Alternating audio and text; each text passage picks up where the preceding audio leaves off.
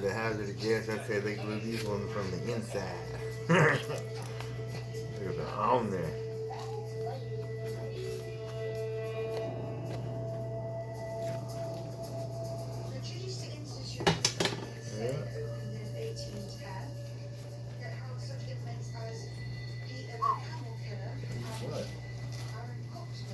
Well, at this point, I'm glad that I got the fronts off them, so now at least I can get the foam out of them and put new foams in them.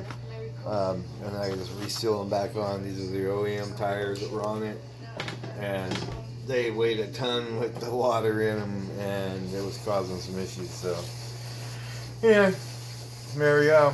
Yeah, I could use the acetone, try to take it off the rest of the way, or use a hair dryer, but I'm just happy to have it this far because all I need to do is repair them, not replace them.